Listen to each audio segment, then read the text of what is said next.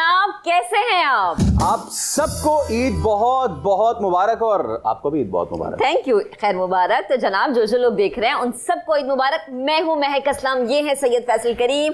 ईद की खुशियां टीम नया दिन और समा की तरफ से पाकिस्तानियों को बड़ी ईद की बड़ी खुशियां बहुत बहुत मुबारक हो। अब खूब आओ भगत की, खूब नाज नखरे उठाए और अब खुशी खुशी अल्लाह की राह में कुर्बान किया। आज मुल्क भर में मुसलमान सुन्नत इब्राहिमी पर अमल पैरा होकर कुर्बानी कर रहे हैं। ईद उल अजहा की ये कुर्बानी हमको इसार, एक दूसरे से मोहब्बत का दर्स देती है। ईद नाम है खुशी का और खुशियां बांटने का, तो क्यों ना हम भी खुशियां बांटें और खुशियां बांटकर वो हकीकी खुशी हासिल करें जिसका अंदाजा लगाना भी मुश्किल है। अच्छा जी, तो आज नाश्ते में किचन कलेजी की खुशबू से महकेगा। दिन भर गोश्त का दौर चलता रहेगा। इस पुरमुसर्रत मौके पर हर कोई खुशियां मना रहा है। हम अपनी ईद मशहूर शख्सियात के साथ मनाएंगे। आज शोबिस के सितारे हमारे साथ होंगे, तो आइए मुलाकात करवाते हैं आपकी शोबिस के नामवर सितारों से। अब ईद बड़ी है तो फिर आज के ईद के मेहमान भी होने चाहिए बड़े, और वो भी नामी गिरामी। आज आपकी हम मुलाकात करवाएंगे हमारी शोबिस इंडस्ट्री के सबसे बड़े शेख से, यानी इनके स्टाइल से जो है लोग अब भी जो है बहुत इंप्रेस होते हैं। जी हाँ जी, फैंस उन्हें देखकर आहें भरते हैं। उनके आने से मजीद जो है उठ जाती है स्क्रीन। ये है एवरग्रीन। हमारी खुशनसीबी है कि नया दिन के हैं आप मेहमान। और तो और ये फिल्म में है शाहरुख खान के बाप भी। तो वेलकम कीजिए one and only Javed Shaikh साहब को। One and only evergreen sir Javed, Eid मुबारक। बहुत बहुत शुक्रिया। आइए। अच्छा जावेद शेख साहब, आप तो जरा बराजमान हो जाएं क्योंकि हम अगले जो हैं गेस्ट उनको भी बुलाने जा रहे हैं। जी बिल्कुल। जी हाँ बिल्कुल। तो मैं जरा कौन है बताइए। जी, हमारे अगले मेहमान एक और सुपर डुपर टैलेंटेड शख्सियत है।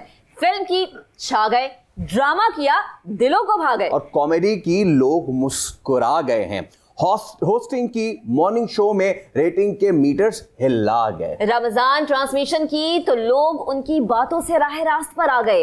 खुश शक्ल, खुश अदा, खुश मिजाज, खुश अतवार, खुश गुफ्तार। आजकल टिकटॉकर्स के झुरमट में पाए जाते हैं ये। और म्यूजिक के साथ फैसल कुरैशी को बुलाते हैं क्योंकि नाम होगा ना ऐसा, तो फिर और सर कुछ ना कुछ तो आएगा। The one and only Faisal Qureshi.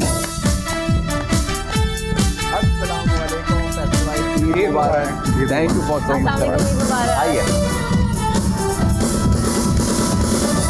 चलें जी, दो हमारे मेहमान आ गए, अब तीसरी शख्सियत। अब हम सेट पर 4 नहीं 1000 चांद लगाने वाली उस शख्सियत को बुला रहे हैं जो कि ऐसी एक्ट्रेस हैं जिनकी अदाकारी के लोग दीवाने हैं फैसल। और ऐसे ऐसी अदाकारा हैं वो कि उनका मूड रहता है हर वक्त चिल, जिनकी फिल्म और जिनके ड्रामे हैं बिल्कुल हिट पर हिट। और ये भी हम आपको बताएं कि परफॉर्मेंस के इनके चर्चे हैं कराची ता खैबर, मेहरान ता मर्दान। जी, मर्दान से अपर दीर आ रही है one and only Neelam Munir.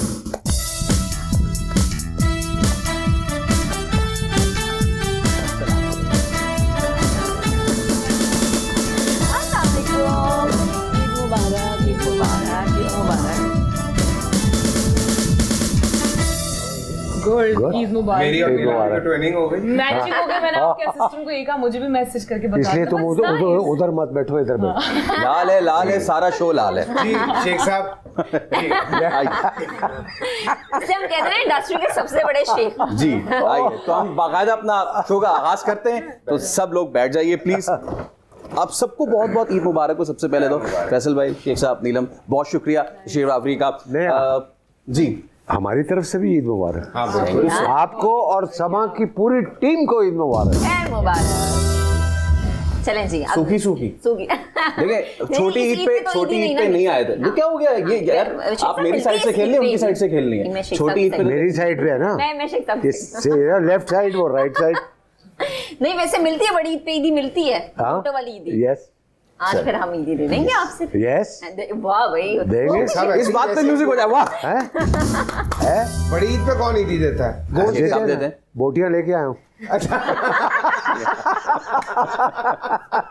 Actually आप एक शो पे मुझे ईदी दे भी चुके हैं। बोटियां नहीं नहीं, पैसों वाली। पैसों वाली, अच्छा। Yes, Yes. ओके, ये छोटी ईद पे मिली थी आपको कि बड़ी ईद पे? छोटी ईद पे। चले हम आज बड़ी ईद पे शेख साहब की जेब से ईदी निकलवा ही लेंगे। नहीं आप बिल्कुल जरूर चलें। यस सही है जी। तो हम आज के अपने इस खूबसूरत प्रोग्राम का आगाज करेंगे शेख साहब की गुफ्तगू से, और उनसे हम बात करेंगे, उनसे जानेंगे भाई क्या ज़िबा किया आपने। सबसे पहले तो ये बताएं, कुर्बानी हो गई? बकरा, दुम्बा। जी हाँ, क्या क्या कुर्बानी? वो ऑब्वियसली दुम्बा ही होता है और वो कोई नॉर्मली है।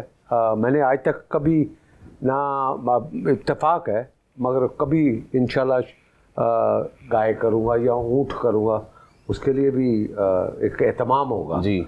मगर अभी तक ऐसा नहीं हुआ, बट इंशाल्लाह मे बी नेक्स्ट ईद पे मैं अब तो जो भी गाय या ऊँट भी करने जाएगा ना तो एफबीआर भी उसके पीछे पीछे आ जाएगा। तुम बताओ इतने लायक कहाँ से हो? फैसल भाई, ये जो 2.5 लाख तो अब कुछ भी नहीं रहा ना, 5 लाख 6 लाख 8 लाख का जानवर, तो आपने की है इतनी महंगी कुर्बानी, या इस साल कितने की की आपने?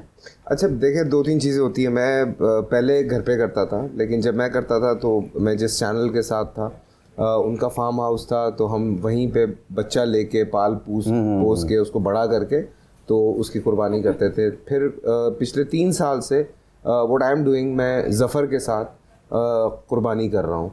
तो मैं वहाँ जाता हूँ ज़फ़र के जहाँ पे इनकी इज्तिमाई कुर्बानी हो रही होती है, वहीं पे हम कुर्बानी करते हैं, फिर वही सारा गोश्त खुद ही डिस्ट्रीब्यूट करते हैं। सो वो हमने एक ये अच्छा सिस्टम मुझे मिल गया, क्योंकि देखें अल्हम्दुलिल्लाह मैं या मेरे बहुत सारे दोस्त हैं जो बहुत सारी चीज़ें अफोर्ड कर सकते हैं, बट और बहुत सारे लोग हैं जिनके लिए हमारी कोशिश होती है कि उन तक गोश्त पहुँचे। तो इसलिए बस ये एक छोटा तो सा रूह यही सिलसिला है ना शुरू कुर्बानी किया है। की तो। हाँ, तो सिलसिला ये शुरू किया है। सही। अच्छा नीलम, आप बताएं, कभी खुद गई हैं मवेशी मंडी जानवर लेने के लिए? नहीं, मैं कभी खुद नहीं गई। इवन बचपन में भी मुझे याद नहीं है, लेकिन हाँ टाइम ज़रूर जो भी कुर्बानी का जानवर आता है उसे हम देते हैं, उसका जो खाना बनता है हमारे घर में सबको आता है कि वो किस तरह से बनेगा। शूट पैकअप के बाद जाना, साथ वक्त गुजारना, बिल्कुल एक फैमिली मेम्बर की तरह फील होता है। घर से फ़ोन करके पूछना कि कि बारिश हो रही है, क्या है, बाहर धूप है, गर्मी है। और इस बार तो हमारा जानवर थोड़ा पहले आ गया था क्योंकि हम बहुत ज़्यादा टाइम देते हैं। तो हमारे एरिया में किसी के यहाँ भी उसको कुर्बानी का कोई जानवर नहीं आया था। सो आई वाज सो वरीड कि वो अकेला है, क्या हो रहा है। तो मतलब बहुत वाले परेशान होंगे, आवाज़ें कैसी आ रही हैं? मैं परेशान थी। मैंने कि इसको किसी ऐसी जगह पे फिलहाल नहीं रख सकते जहाँ पे कुछ और भी जानवर हो, ताकि ये थोड़ा सा कंफर्टेबल। आपको पता है कि जब आते हैं तो 1-2 दिन खाना नहीं खाना और ये सब बड़ा फील हो रहा होता है। तो या सही, ठीक। तो शेख साहब, सब जैसे नीलम ने भी कहा ना कि बचपन में मुझे याद नहीं है, तो आपको याद अपना बचपन, ईद कैसी गुजरती थी? अब्बा जानवर कितने दिन पहले ले आते? स्पेशली बकरा ईद पे तो बच्चों को बड़ा वो होता है कि जल्दी जल्दी वो जानवर आ जाए। बचपन में तो हमारे यहाँ जानवर, वो मेरे अब्बा इतने कोई वेल ऑफ नहीं थे कि वो जानवर खरीदते या कुछ ऐसा था। बट आई डोंट थिंक वो, हाँ 3-4 भाई थे, वो मिल के इज्तिमाई कुर्बानी। हाँ, हम रावलपिंडी में रहते थे। Basically I am from Rawalpindi, वहीं पला बड़ा हूँ। और 3-4 भाई एक बड़े घर में रहते थे और एक बड़ा ख़ानदान था यू सी। और मुझे याद है कि वो इज्तिमाई उस वक्त 5,000 का बकरा होगा, 2,000 का बकरा, या 3,000 का, या 7,000, जो जितने भी जी, तो वो मिला के पैसे सारे भाई वो लाते थे। और इतने बच्चे होते थे तो कोई कह नहीं सकता था ये हमारा बकरा है। सबके मालिकाना हकूक उस पर होते थे। अच्छा, कराची का एक बड़ा खासा होता है, गाय आती है और फिर भाग जाती है, तो कभी आपने ऐसा सीन आपके साथ कभी हुआ है फैसल भाई? नहीं, लेकिन अभी कोई 4 साल पहले जो मैंने गाय ली थी, जब मैं घर पे कर रहा था कुर्बानी, तो वो कुछ ज़्यादा बड़ी हो गई है। हाँ, मतलब हम एक्सपेक्ट नहीं कर रहे थे कि वो इतनी बड़ी गाय हो जाएगी। जब वो मेरे घर उतरी तो मैंने कहा भाई ये तो बहुत बड़ी है, इसको काटेगा कौन? तो हम कोई 12 लोग थे और घर के अंदर दरवाजे गाड़ियाँ बाहर हमने निकाल दी और दरवाजे बंद करके हम कोई 12 लोग थे, क्योंकि मुझे बड़ा शौक़ है खुद से कुर्बानी करने का। और मैं निहार भी खुद ही करता हूँ, कुर्बानी भी खुद ही करता हूँ। अगर ऊँट भी कर रहा हूँ तो वो खुद ही निहार करता हूँ, कुर्बानी भी अपने हाथों से करता हूँ।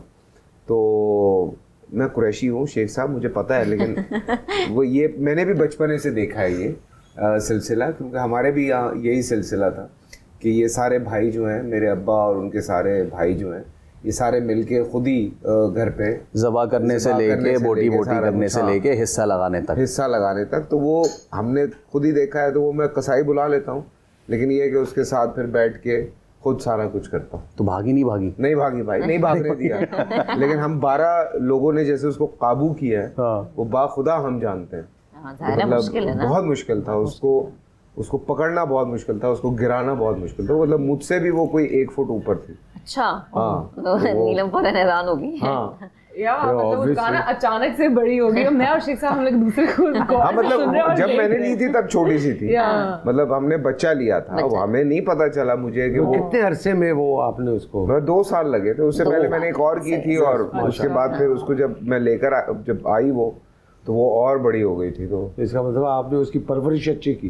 हाँ सर, वो बड़ा सिस्टम है, मैं आपको बताऊंगा। पूरा वंडा वगैरह सारा उसका जबरदस्त सा वो होता है। आखिरी 6 महीने में उसकी जो खुराक है वो भी चेंज हो जाती है। भराई वगैरह होती है। ओके, हाँ, बादाम और ये सारी चीजें खिलाई जाती हैं। हाँ। ठीक है। अच्छा नीलम, आप मुझे बताएं, अमूमन खवातीन का ईद का पहला दिन किचन में गुजरता है, आप किचन में जाती हैं? बिल्कुल जाती हूँ। कुछ पकाने का मौका इसलिए नहीं मिल पाता क्योंकि घर के बड़े बनाते हैं खाना के क्या बनेगा। आपको पता है कलेजी बनती है या मीठे में शीर खुरमा, बिरयानी, ये सब बन रहा होता है, लेकिन किचन में ज़ाहिर है हेल्प करवानी पड़ती है। फिर मेहमान आते हैं सबके लिए तो वो एक मुझे कलेजी भी अच्छा नहीं लगता बनाती है। तुम सुबह? नहीं, मैंने नहीं बनाई अभी यार, तक ये क्या कलेजी। बात? ओह,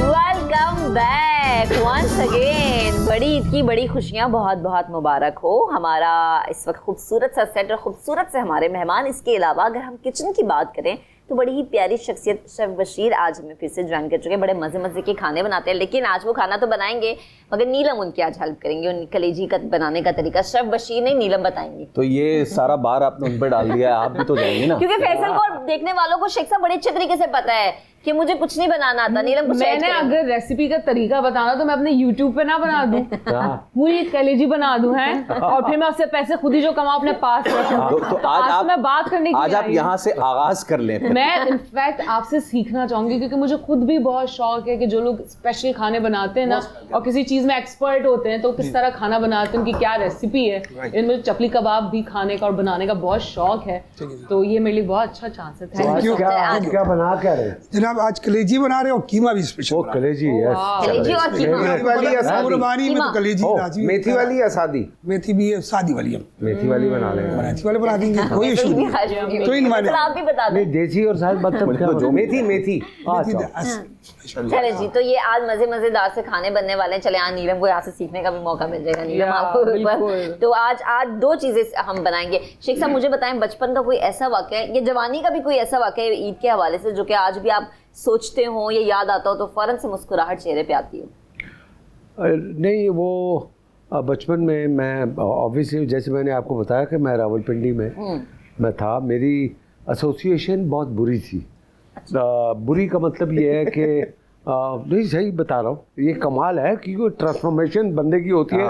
तो मैं ये इसलिए टीवी पे आके बताता हूँ कि बंदा कहाँ से कहाँ जा सकता है अगर उसकी लगन और मेहनत हो तो, और लुक्स भी हो, हैं लुक्स भी हो तो वो करम।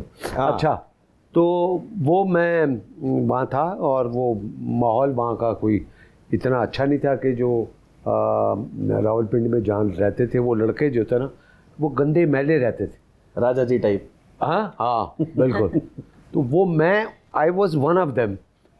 अब मेरे जितने भी कज़न हैं वो ईद पे नए नए कपड़े पहन के घूम रहे होते हैं और मैं वो पुराना कोट, उसमें एक तरफ वो खरबूजा पड़ा हुआ है, एक तरफ फलाना पड़ा हुआ है, और मुझे शौक़ था हम जाके वहाँ से मार्केट से वो लेके आते थे और वो हम अपने एरिया में मोहल्ले में वो उसको बेचते थे। अरे I did that you know.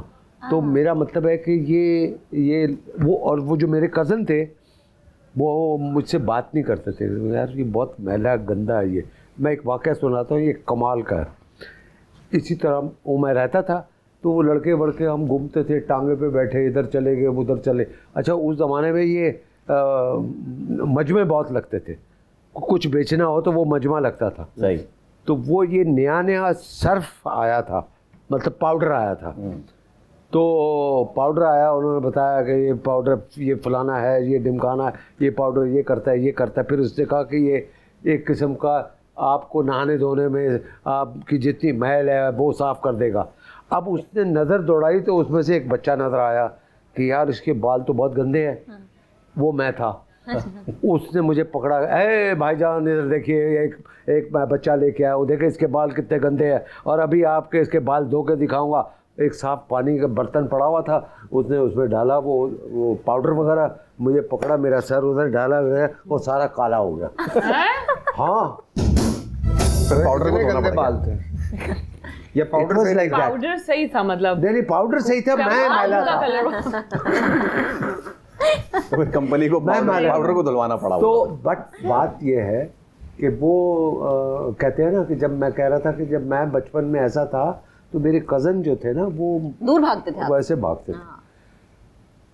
थे। वो तो इज्जो मंतशा बेशक बेशक। तो एक वक्त आया जब मैं पेरिस से वापस आया तो वो कहानी चेंज हो गई थी।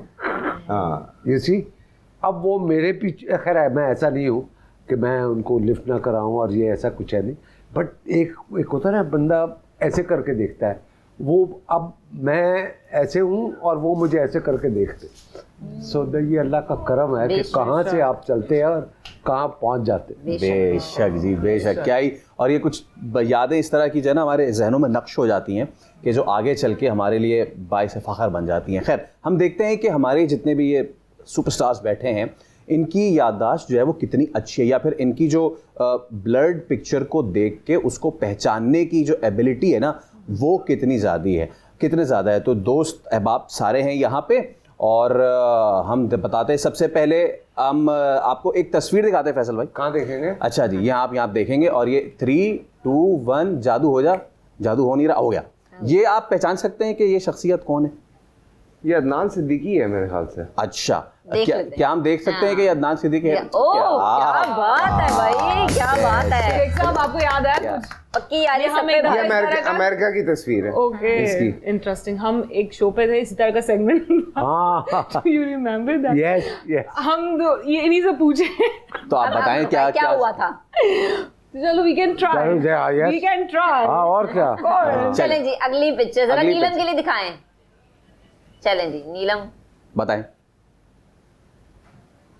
तो नीलम पाकिस्तानी एक्ट्रेस है। बिल्कुल। हाँ, बट मुझे यार उसके दोबारा हाथ देख के पहचानना ना। सर आप हाथ देख के पहचाने तो आप बताएं। ये मेरे हाथ में ये हाथ नहीं आया। अच्छा, हाथ में ये हाथ। अच्छा, नीलम क्या नाम है? अलीज़े शाह, जरा दिखाएं जी। अलीज़े शाह। क्या बात है नीलम, वेरी गुड, शाबाश।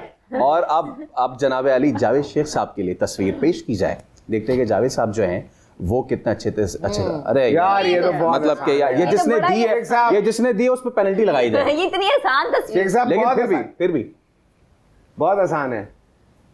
कौन है? क्या एक्टिंग करते हैं आप? थोड़ा सा ये गलत बात ऊंचा बोलो ना। ये गलत बात हो रही है, चीटिंग हो रही है। आते फसले बोलो ना यार, मैं कह तो रहा हूँ। ये चीटिंग हो गई, ये चीटिंग हो गई। मैं कह रहा हूँ एक बार फिर दोबारा शेख साहब के लिए लाई जाए। और ये मैं जो है ना, नहीं ये तो बता दी ना उन्होंने, दिखा भी दो अब। हाँ। जी हाँ, बिल्कुल आतिफ असलम है। तो एक बार फिर जावेद शेख के लिए दिखाई जाए। मैं यहाँ पे मैंने ये एक दीवार बना दी है, अनारकली कुछ मैंने चुनवाया। नहीं, ये आप सपोर्ट करेंगे। दोबारा से शेख साहब। अच्छा, चले दोबारा से फैसल की तरफ चलते हैं। चले एक और तस्वीर। ये अब मैं नहीं बता पाऊंगा। देखा मैंने क्या कहा? हाँ, यस। मैं फंस गया हूँ। आप बताएं जरा। अच्छा, याद तो सनम है। एक सेकंड, शेख साहब आपको याद है? ये हाथ पता है आपको? शेख साहब, सनम लग रही है मुझे, या ये सादिया तो नहीं है? एक जवाब। सनम लग रही है मुझे। सनम जंग। चले देखते हैं कि सनम जंग है या नहीं है। And it reveals as Bushra. ये तो आपको बताना चाहिए। ओके पूछा आपने उससे था। आतिफ असलम भी आपसे पूछा। यार मैं कैसे बता देता। अब आप करेंगे हेल्प? हाँ फिर भी करूँ। ओके, अगली तस्वीर हमारे पास है। अगर अगली तस्वीर नीलम। अबे बहुत आसान है। फहद मुस्तफा। हाँ चलें Best. दिखाएं। Very good. और इसके बाद अब एक बार फिर जावेद शेख साहब के लिए तस्वीर Yes. पेश की जाती है। और जावेद शेख। अच्छा ये बताओ। ये भी ये मैं बता सकता हूँ कौन है। हाँ, ये okay. जाज असलम या फहद मुस्तफा। एक कोई एक। सर इसकी भी फिल्म आ रही है सर। इसकी भी फिल्म आ रही है ईद पे। लास्ट सीरियल में भी साथ थे हम तीनों। जो अंजुमन इधर सदाइश तो बाहमी देखने। चल रही है ना ये। अरे यार शेख साहब इधर इतना देख लें। 5 4 एक मिनट दोबारा करो यार। हाँ, हाँ, दोबारा क्या? दोबारा 4 3 समी है। समी। अच्छा हाँ यार बिल्कुल बिल्कुल मुझे भी नहीं पता चला। हमारे सही है। मुझे भी नहीं कितना था पतला पता। लग रहा है यार। फैसल मुझे तो समी लगा बिल्कुल। ये इतना पतला।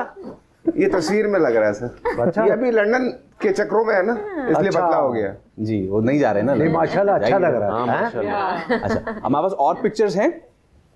और भी हैं जी, और भी हैं। चलें, चलें। दवाए दवाए यार। अगली। आज तो नीलम मुनीर आज अच्छा, या एक मिनट, स्कोर कितना हो गया अभी तक? तो ये हमने सबका एक हम सबका एक जैसा 2 0 1 1 1 दे देते ना। One आतिफ असलम बताया ना। किया ना हाँ, आपने, आतिफ चाहे असलम। पूछ के किया, कोई नहीं। मेरा भी ये गलत हुआ। 1 1 2 1 1 2 One, चलें जी। one, one. अच्छा, नीलम जीत मुझे रही है। सिफर पर रख ले, मेरा 1-1 फैसल भाई की। हाँ फैसल भाई के लिए तस्वीर और आ गई। अबे यार, ये आंख बंद करके बता दूं आपके मैं। फेवरेट दोस्त। आंख बंद ये करके तो बता दूं। मैं अभी बताया, मैं ये कुर्ते से बता दूंगा। हाँ, स्टाइल से बता दूं। कुर्ते से हाँ, स्टाइल से भी। हाथ देखे ना, सिर्फ स्टाइल हाथ से भी। देखें। हाथ देख दिखाएं जरा, ये देखें, घुटनों तक तो आता है मैं उसके।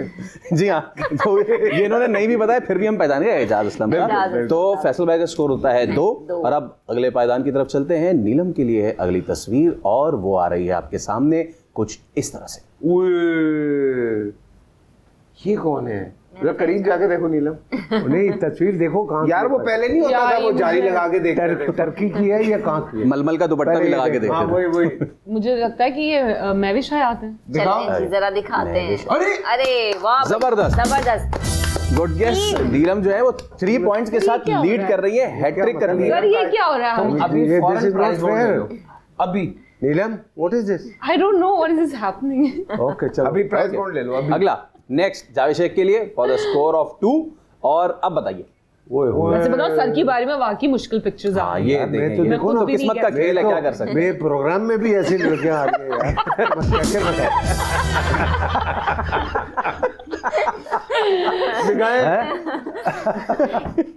चलें बताएं शेख साहब कौन जावेद है? साहब, सुहाय अली। सुहाय अली अबड़ो के लिए। और माहिरा नहीं है? दिखा दें जी, दिखा दें। माहिरा लग रही है। अरे, ये दोनों तो नहीं है जी, सज्जल। सज्जल। और इस तरह जावेद शेख साहब का स्कोर 1 पे ही One, रहता ठीक है है। कोई बात नहीं। कोई बात नहीं। हाँ। और नहीं यार, नीलम जीत गई।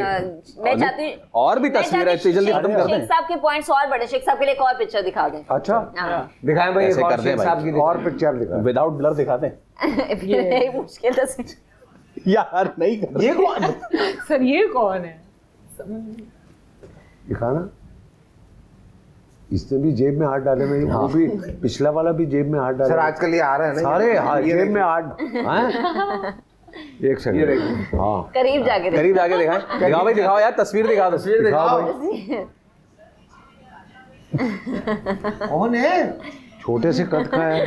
नहीं वो सर तस्वीर ही हुई हुई है। नहीं नहीं नहीं बता फिर भी कोई एक नाम शेख साहब।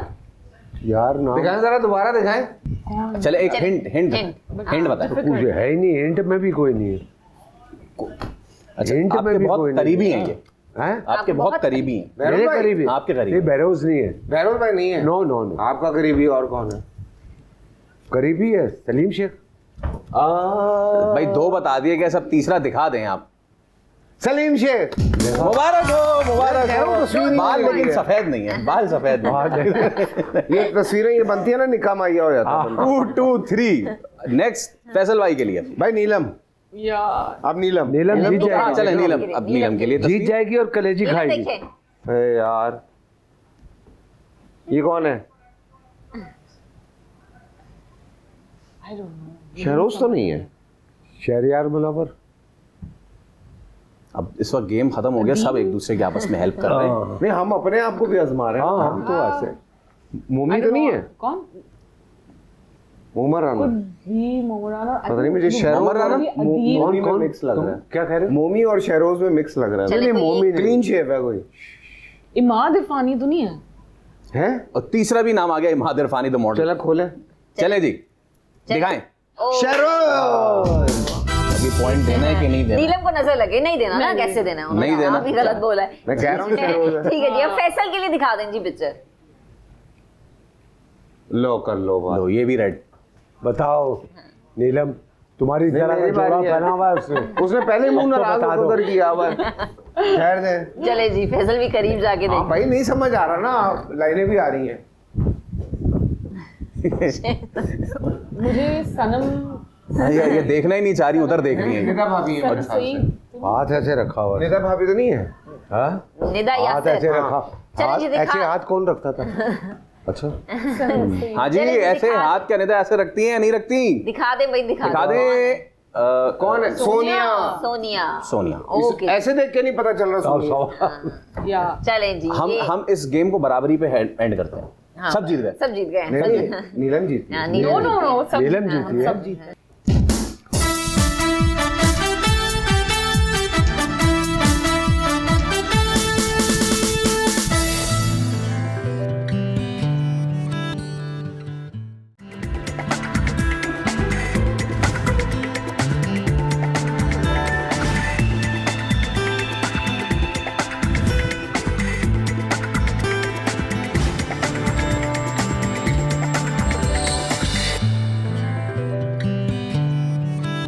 आज हम ऐसे शख्सियत से आपकी मुलाकात करवाएंगे, जानेंगे उनकी जिंदगी, उनका पसंदीदा खाना कौन सा, क्या वो खुद घर में कुर्बानी करते हैं, खुद छुरी चलाते हैं या नहीं। हम आज आपकी मुलाकात एक बहुत ही स्पेशल पर्सनैलिटी से करवाने जा रहे हैं।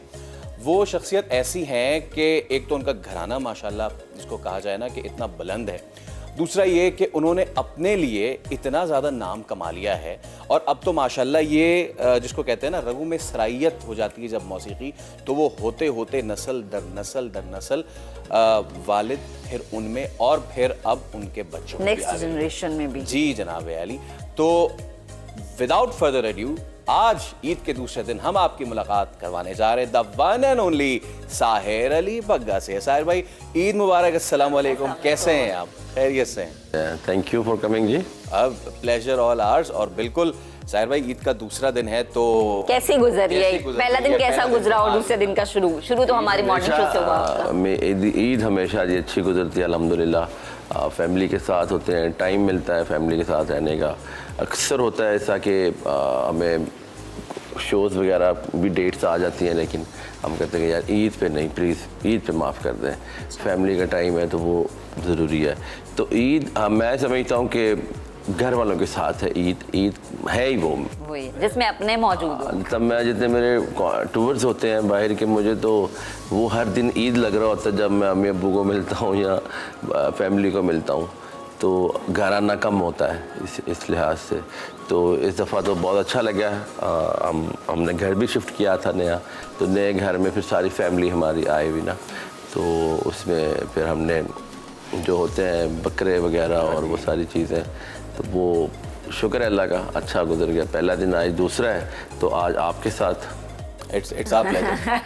अच्छा, मुझे ये बताएं कि कुर्बानी बहुत सारे लोग कहते हैं कि हमने खुद छुरी चलानी है और खुद पास बैठ के गोश्त बनाना है, ऐसा ही होता है? ना मैं नहीं कर सकता, ये मैं देख भी नहीं सकता। ये है कि वो छुरी तो चलाने की दूर की बात, अब सिर्फ हाथ लगा देते हैं छुरी को, तो मैं तो देख भी नहीं सकता। बुनियादी तौर पे तो नियत होती है ना साहिर भाई? जी बिल्कुल नियत होती है, तो वो मैं तो कान बंद कर लेता हूँ जब आवाज़ भी आती है बकरे की बेचारे की, तो वो मेरे से थोड़ी देखा जाता है, डर लगता है। डर लगता है। वैसे एक हमारी बचपन की ईद होती थी कि जब हम खुद इतना ज़्यादा इन्वॉल्व होते थे, लेकिन अब इस प्रोफेशन में आ गए जहाँ पे ना दिन का पता ना रात की खबर, तो ऐसे में बचपन की ईद की कौन कौन सी यादें अभी तक आपको हैं और क्या तब्दील हुआ है अब आगे? अभी तक तो पहले ईद पे ऐसा होता था कि बस खेलते रहते थे कज़न्स वगैरह। हमारी अंदरून शहर में ना, लाहौर अंदरून शहर में हवेली है बहुत बड़ी अल्हम्दुलिल्लाह, तो अब्बू वगैरह की जो है, तो वहाँ पे सब कज़न्स वगैरह, चाचा के बेटा सब वहीं पे खेलते थे ईद पे। तो अब वो बहुत याद आती है, वैसे उसको मिस करते हैं क्योंकि अब कई बाहर चले गए हैं, कई छोड़ दिया घर वहाँ से। हवेली है अल्हम्दुलिल्लाह भी वो है, तो उधर जाते हैं तो वो पुरानी यादें आती हैं, वो देखते हैं वहाँ पे। तो हर ईद पे फिर पुरानी ईद के किस्से याद आते हैं कि बचपन में ये हुआ वो हुआ। तो बाकी टाइम है, मिस करते हैं वो बचपना भी और वो लोग भी, अपने कज़न भी, वो फैमिली, वो सारी चीज़ें। बहुत लोग ऐसे हैं जो चले गए हैं। अच्छा मुझे ये बताएं, शौक होता है कि अब्बा से जिद होती है कि 4-5 दिन पहले हम लोग जानवर ले ना, हम तो अपने अब्बा से ही करते थे क्या, और फिर घुमाएं, फिर उनकी खिदमत करें, ऐसा करते थे? मेरा दिल उस वक्त तो बहुत करता था। उस वक्त होता था कि मैं, अब मुझे अभी भी याद, अबू मुझे बताते होते हैं कभी कभी, मैं 7-8 साल का था तो मुझे भी याद है हल्का हल्का सा कि मैं कह रहा था कि मेरा बकरा कत्ल करने लगे, मैंने नहीं होने देना। तो मैं इस चीज़ पर रो रहा था कि मेरा बकरे को कत्ल करने लगे। वो अबू को पहले ले आए 10-12 दिन, 2 हफ्ते पहले, तो उसके साथ खेलते रहे हम। तो जब उस ईद का दिन आया तो उसकी बारी थी, तो वो मैं रोता जाऊं कि बकरा कत्ल करने लगे, आप ये न करें। तो वो मुझे अबू सुनाते होते हैं आज भी बात। तो वो उस वक़्त इस तरह हो जाता था। बात यह है कि एक बच्चा है, साहिर अली बग्गा उसका नाम है, और मैडम नूरजहां के साथ, मेहदी हसन के साथ सिर्फ बैठना ही उनके साथ जो है वो इतनी बड़ी एजाज़ की बात है। इनके साथ परफॉर्म करना साहिर भाई, मैं चाहूँगा हमारे देखने वालों को बताएं, हम तो नहीं देख सके इनको, इनकी परफॉर्मेंस। मैं असल में, जब आप जैसे मेरे बेटे को देख रहे हैं ना, इसी तरह था मैं भी। तो शौक़ था, बहुत शौक़ था। तो मतलब गाना उस टाइम में मैं अब्बू के साथ कहीं चला गया तो वहाँ पे उनके गाने हो रहे, नूरजहां साहबा के या मेहदी हसन साहब के, तो वो कोई ना कोई इंस्ट्रूमेंट मुझे तो होता था कि मैं भी बजाऊं इसके अंदर, मैं घुस जाऊं इसके अंदर। अब मैं बच्चा था, वो प्यार बहुत करते थे नूरजहां साहबा, मुझे पकड़ लेती थी, गोद में बिठा लेना, मेहदी साहब ने पकड़ लेना। तो मुझे कहता, अरे तू बहुत, अबे छोटू तू बहुत तेज़ है रे, इस तरह की बातें। फिर नूरजहां साहबा बहुत प्यार करती थी। तो जब मैंने बजाना तो मतलब उनको अच्छा लगना। तो एक बार तो हुआ था ऐसे कि मैं बजा रहा था, तो जो फिल्म के प्रोड्यूसर थे, डायरेक्टर प्रोड्यूसर, वो कहते थे ये क्या बच्चों को बिठाया हुआ है आपने, ये कौन है? तो वो कहें ये सही बजाता हो, वो कहें नहीं ये कहाँ से बजा सकता है, इतना सा बच्चा ये आप। तो उस वक्त तक ना म्यूज़िक की रिहर्सल होती थी, उसके बाद फिर नूरजहां साहिबा आती थी स्टूडियो में, फिर गाना टेक होता था। तो उस टाइम रिहर्सल हो रहा था, तो नूरजहां साहिबा नहीं आई हुई थी ना उस वक्त, उन्होंने आना था अभी। तो डायरेक्टर कहे कि ये बच्चा नहीं बजाएगा, तो ये नहीं होगा, तो वो नहीं होगा। म्यूज़िक डायरेक्टर कहे कि यार ये सही बजाता है, ये सही करेगा। वो कह रहे नहीं ऐसे नहीं हो सकता, तुम लोग ऐसे पता नहीं कैसे बच्चों को बिठा रहे हो, मेरे इतने पैसे लगे हैं फिल्म पे, मैं तुम क्या समझ हो ये तो वो। तो एक जब नूरजहां साहिबा आई तो उन्होंने कहा जी कि हम साहिर से करवा रहे हैं, तो ये कह रहे हैं कि नहीं ये बच्चा है। तो नूरजहां साहिबा कहती है कि ये बच्चा नहीं है ये मेरे कई गाने बजा चुका है और यही बजाएगा इस गाने में। अच्छा। हाँ जी, नूरजहां साहिबा ने। फिर मैंने वो उस वक्त बिलावल फिल्म का म्यूज़िक हो रहा था 92 में, 91-92 आई थिंक सो उस ज़माने में। तो मैंने उस फिल्म के म्यूज़िक बजाया था। फिर मुझे उसी फिल्म के बाद चाइल्ड स्टार अवार्ड भी मिला था। तो वो इधर लगा हुआ है, मुझे नूरजहां साहिबा ने मुझे दिलवाया था, वो इधर पड़ा होगा साइड पे, ये वाला। ऐसे नहीं हुआ, ये उस ज़माने का, आज से तकरीबन कोई 30 साल पहले का, 30 साल पहले का। क्या बात है, क्या बात है।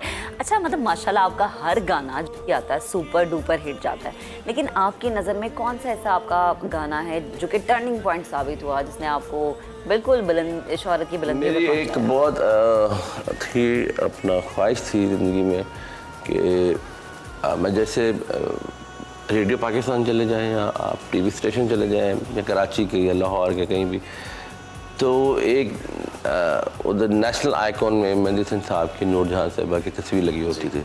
मेरा बड़ा दिल था कि मेरे भी कभी लगे यहाँ पे। तो वो मेरा जो टर्निंग पॉइंट था ना, वो पाकिस्तान जिंदाबाद था मेरी लाइफ का। नेशनल काम से मैं इस साइड पे आया हूँ। एक ब्रेक लेते हैं, साथ रहिएगा।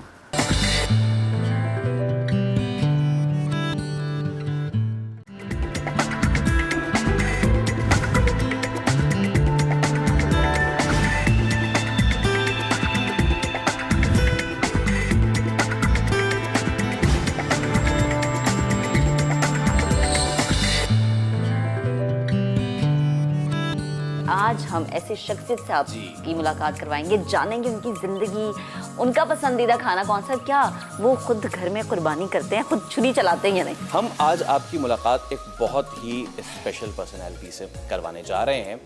वो शख्सियत ऐसी हैं कि एक तो उनका घराना माशाल्लाह जिसको कहा जाए ना कि इतना बुलंद है, दूसरा ये कि उन्होंने अपने लिए इतना ज़्यादा नाम कमा लिया है और अब तो माशाल्लाह ये जिसको कहते हैं ना रगों में सराइयत हो जाती है जब मौसीकी, तो वो होते होते नस्ल दर नस्ल वालिद, फिर उनमें और फिर अब उनके बच्चों में नेक्स्ट जनरेशन में भी। जी जनाब अली। तो विदाउट फर्दर एड्यू आज ईद के दिन हम आपकी मुलाकात करवाने जा रहे हैं the one and only Sahir Ali Bagga से। साहिर भाई ईद मुबारक, अस्सलाम वालेकुम, कैसे हैं आप? खैरियत से हैं? थैंक यू फॉर कमिंग जी। अब प्लेजर ऑल आवर्स। और बिल्कुल कैसी गुजरी है ईद? हमेशा जी अच्छी गुजरती है अल्हम्दुलिल्लाह। फैमिली के साथ होते हैं, टाइम मिलता है फैमिली के साथ रहने का। अक्सर होता है ऐसा कि हमें शोज़ वगैरह भी डेट्स आ जाती हैं, लेकिन हम कहते हैं कि यार ईद पे नहीं, प्लीज़ ईद पे माफ़ कर दें, फैमिली का टाइम है तो वो ज़रूरी है।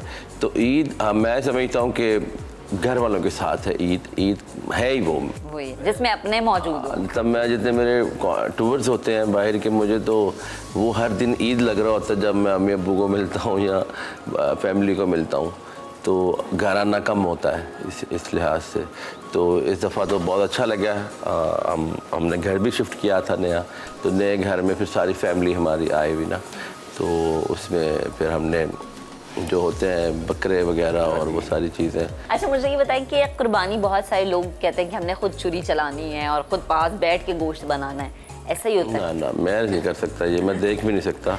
ये है कि वो छुरी तो चलाने की दूर की बात, अब सिर्फ हाथ लगा देते हैं छुरी को, तो मैं तो देख भी नहीं सकता।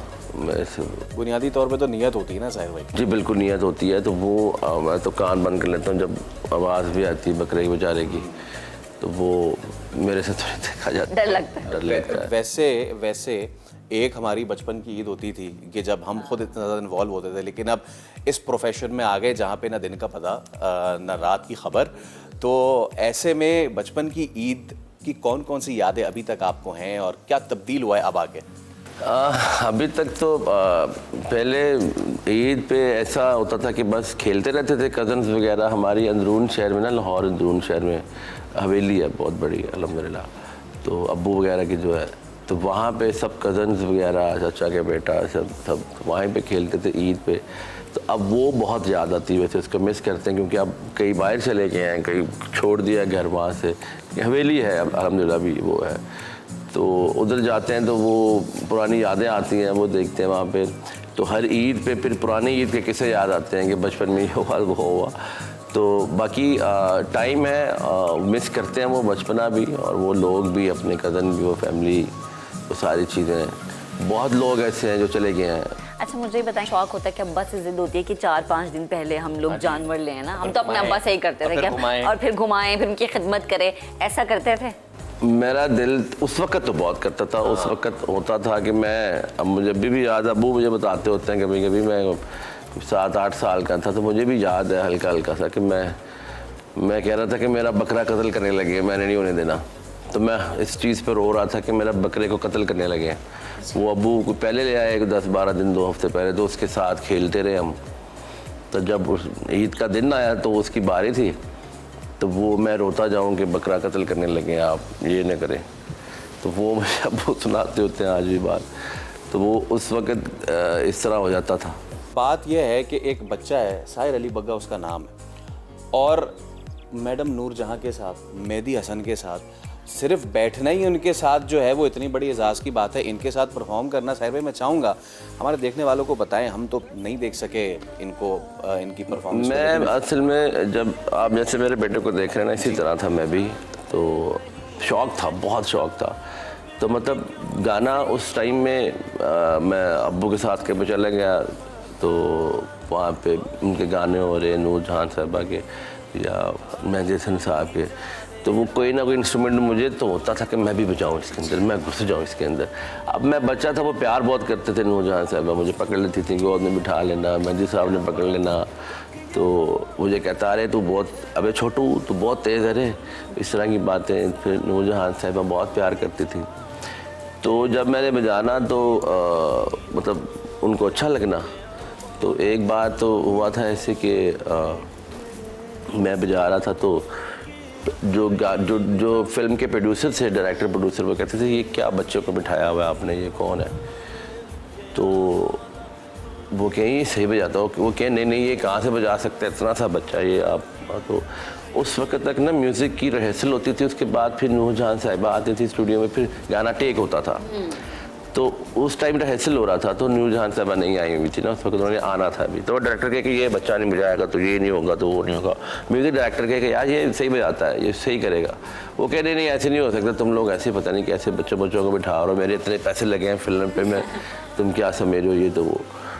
तो एक बार नूरजहां साहिबा आई तो उन्होंने कहा जी कि हम साहिर से करवा रहे हैं, तो ये कह रहे हैं कि नहीं ये बच्चा है। तो नूरजहां साहिबा कहती है कि ये बच्चा नहीं है ये मेरे कई गाने बजा चुका है और यही बजाएगा इस गाने में। अच्छा। हाँ जी, नूरजहां साहिबा ने। फिर मैंने वो उस वक्त बिलावल फिल्म का म्यूज़िक हो रहा था 92 में, 91 92 आई थिंक सो उस ज़माने में। तो मैंने उस फिल्म के म्यूज़िक बजाया था। फिर मुझे उसी फिल्म के बाद चाइल्ड स्टार अवार्ड भी मिला था। तो वो इधर लगा हुआ है, मुझे नूरजहां साहिबा ने मुझे दिलवाया था, वो इधर पड़ा होगा साइड पे, ये वाला। ऐसे नहीं हुआ ये उस ज़माने का, आज से तकरीबन कोई 30 साल पहले का। 30 साल पहले का। क्या बात है, क्या बात है। अच्छा, मतलब माशाल्लाह आपका हर गाना जो आता है सुपर डुपर हिट जाता है, लेकिन आपकी नज़र में कौन सा ऐसा आपका गाना है जो कि टर्निंग पॉइंट साबित हुआ, जिसने आपको बिल्कुल बुलंद शोहरत की बुलंदी? मेरी एक बहुत थी अपना ख्वाहिश थी ज़िंदगी में कि मैं जैसे रेडियो पाकिस्तान चले जाएं या आप टीवी स्टेशन चले जाएं या कराची के या लाहौर के कहीं भी, तो एक उधर नेशनल आइकॉन में मेहंदी हसन साहब की, नूरजहां साहिबा की तस्वीर लगी होती थी। मेरा बड़ा दिल था कि मेरे भी कभी लगे यहाँ पे। तो वो मेरा जो टर्निंग पॉइंट था ना, वो पाकिस्तान जिंदाबाद था मेरी लाइफ का। नेशनल काम से मैं इस साइड पे आया हूँ। एक ब्रेक लेते हैं, साथ रहिएगा।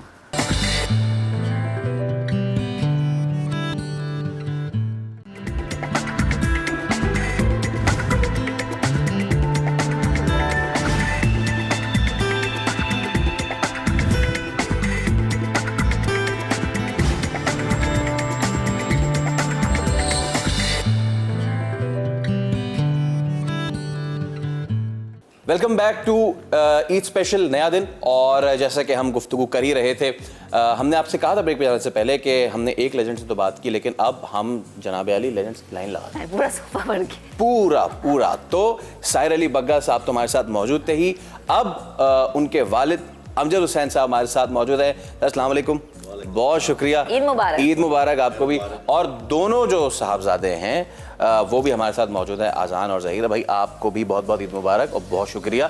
अंकल कैसे हैं, खैरियत से हैं? शुक्र अल्लाह। कैसा महसूस आप करते हैं कि नस्ल दर नस्ल जो है ये टैलेंट मुंतकिल होता जा रहा है और अब छोटों में भी आ गया है? अल्लाह पाक दा बहुत करम है, बहुत करम नवाजी है। हमेशा खानदाना दे दीवे ना दीवा बलदा है और परवरदिगार ने काफ़ी नस्लों तो यह सिलसिला जारी रखा है। पहले असीं ताहो बरादरां तो मशहूर सां और इस वक्त जिहड़े साडे भाइयों के बेटे ने और मेरा बेटा है साहिर अली बग्गा, अल्लाह ने बड़ी इज्जत दी, बड़ा नाम दिता है।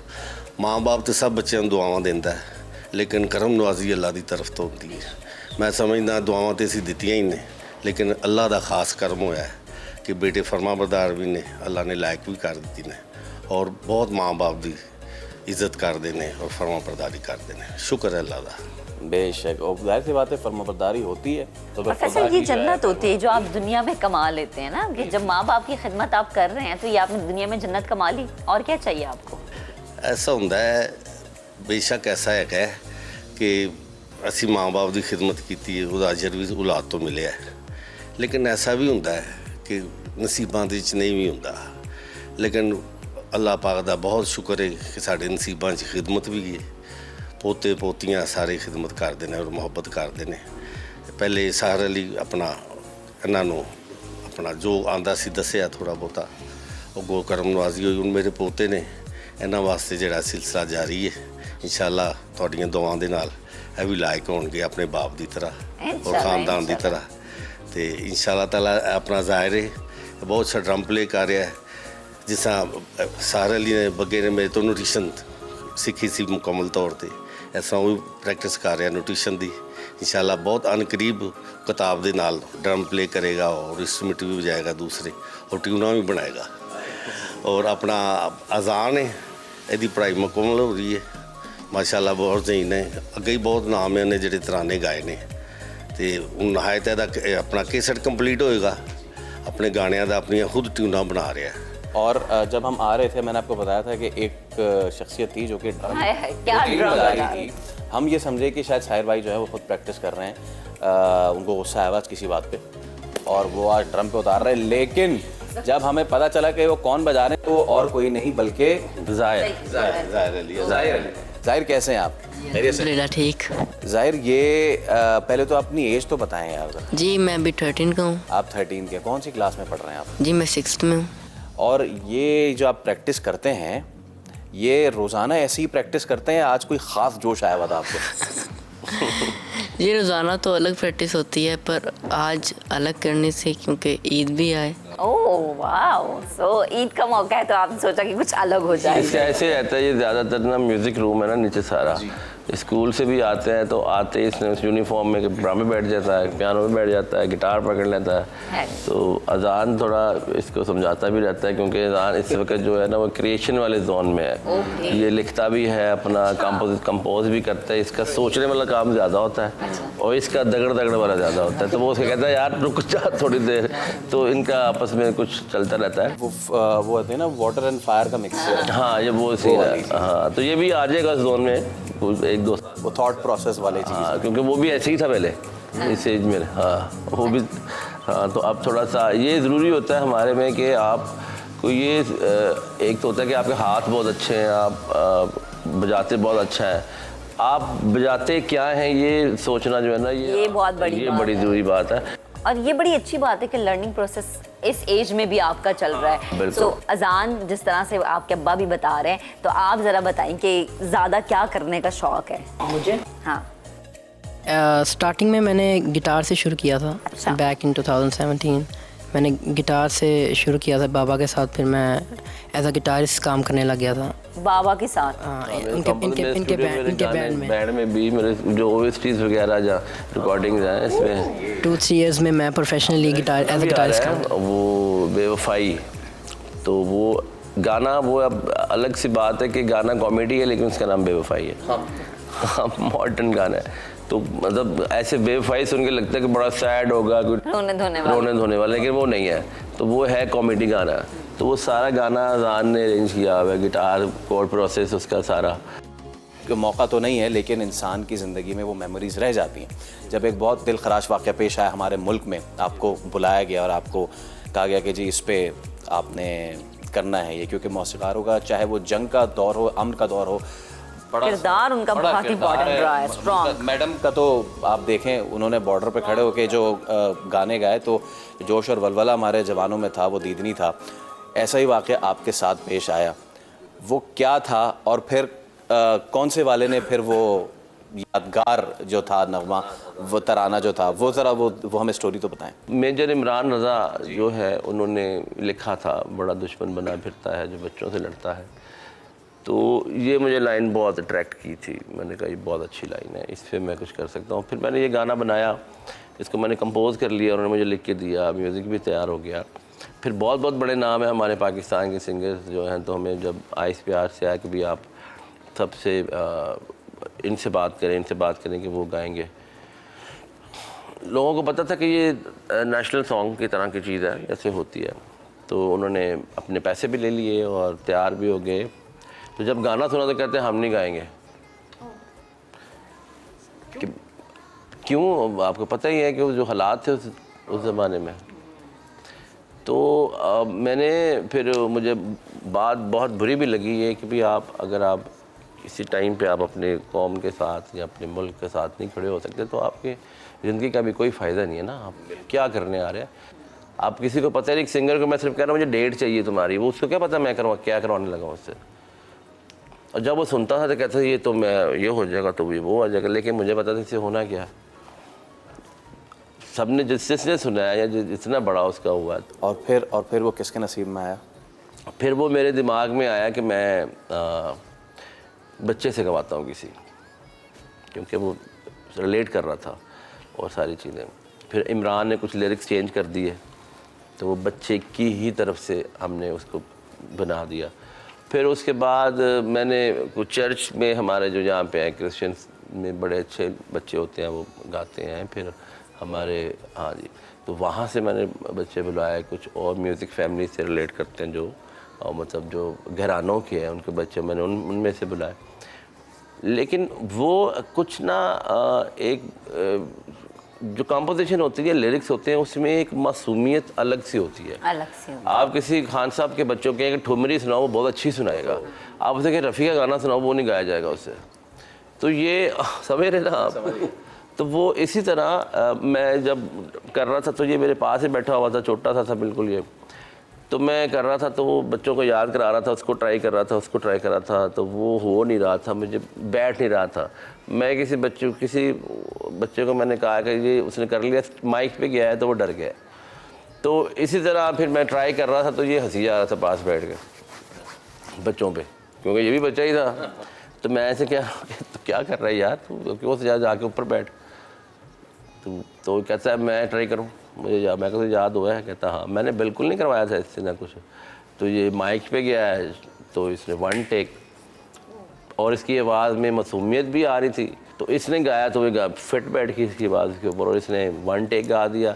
और इसकी मैं समझता हूँ कि खुशकिस्मती है कि ये इतनी बड़ी चीज़ पाकिस्तान में एक जब हुई है। तो मेरे कंपोज मैंने इसको किया, मैं उस प्रोजेक्ट को मैं हेड किया, तो इसने गाया। तो वो मैं समझता हूँ कि ये सदाबहार एक चीज़ बनी है ऐसी कि ये हमेशा याद रहेगी। और ये एक कौमी अचीवमेंट के तौर पे ये चीज़ जो है वो याद रहेगी। अच्छा, अब ये ब्रेक लेने जा रहे हैं।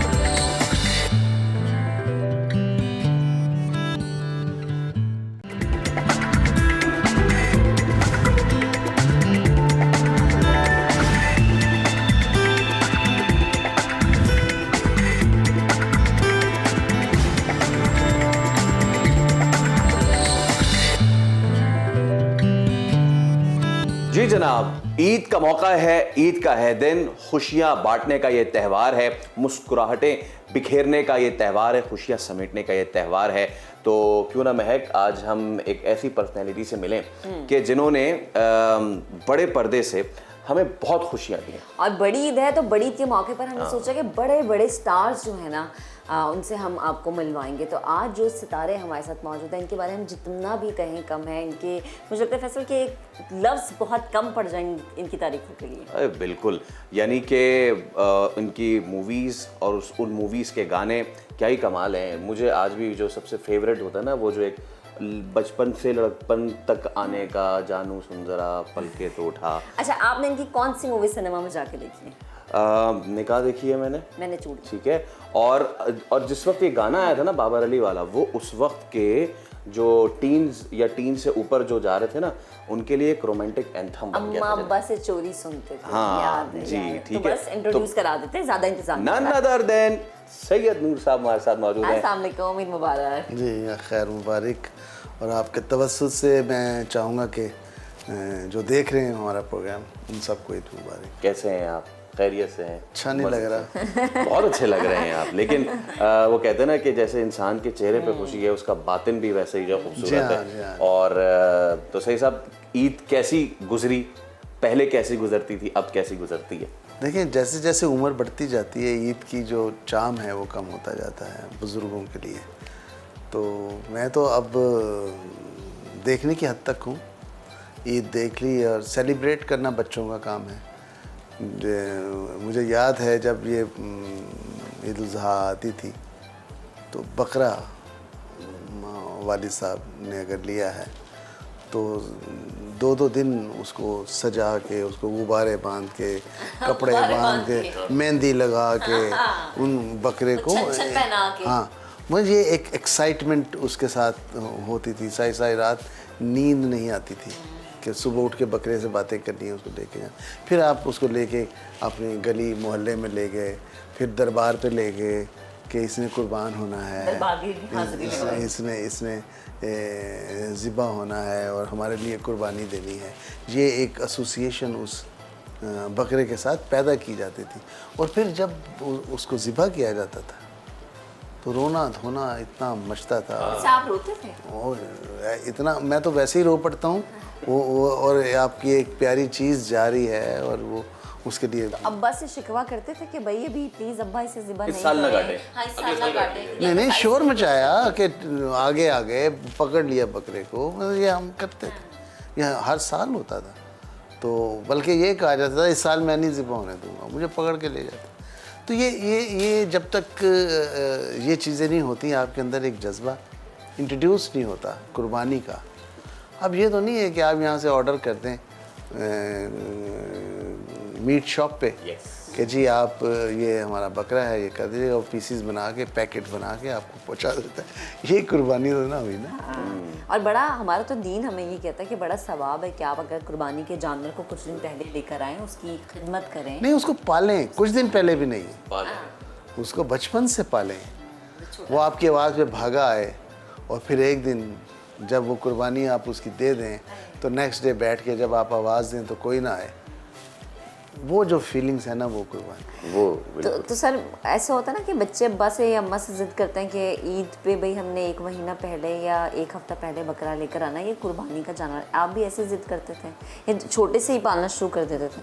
हमारे यहाँ कभी छोटे से पाल लेते थे, कभी 6 महीने पहले ले ले। ये पुराने जो सिस्टम था बड़ा अच्छा था। हम शहरों में रहने वाले लोग, गलियों मोहल्लों में रहने वाले लोग, जहाँ सुबह उठ के उधर चचा जो है वो अपने बकरे को नहला रहा है, ये कर रहा है वो कर, तो ये एक फीलिंग जो सच्चाई थी। अभी बनस्पति हो गया है, सब कुछ रेडीमेड हो गया है। तो वो आप बचपन की ईद यानी बहुत मिस करते होंगे। बहुत अच्छा। सैदपुर साहब एक और चीज़ वो ये कि अब चलें बचपन से तो हम आ गए, गुजर गए आगे। वो कहते हैं ना कि जैसे जैसे बंदा ऊपर जाता है तो एज में वो वैसे ही बच्चा होता जाता है, तो वो तो कभी ख़त्म नहीं होता। और दिल तो बच्चा है जी, दिल में तो होता है बच्चा। अब अगर बात की जाए जनाब आला ख्वाबों की, खाना खाना, सैयद नूर साहब की कोई स्पेशलिटी जो दिल से चाहते हैं कि यार इस बार बकरीद है, आवाज़ लगाई इस बार जनाब अली ये बना दो किचन में, कोई है ऐसी डिमांड? कोई नहीं। अरे क्यों? मैं तो वैसे ही वेजिटेरियन हूँ। अच्छा। और मुझे नहीं याद कि मैंने कुर्बानी का गोश्त कभी खाया अपनी पूरी लाइफ में। मैं 73 हूँ और 73 में से 5 ईदें निकाल दें आप, बाकी तो होश में हैं ना। मैंने खाया हो मुझे नहीं याद, खा ही नहीं सकता हूँ मैं। और खिलाया ज़रूर है लोगों को और मुस्तहिक लोगों को, तोहफे भी दिए हैं जाके, जहाँ गोश्त नहीं पकता उनको जाके दिया है। लेकिन मैं आम लाइफ में नहीं खाता हूँ ईद के अलावा, तो मैंने कभी नहीं।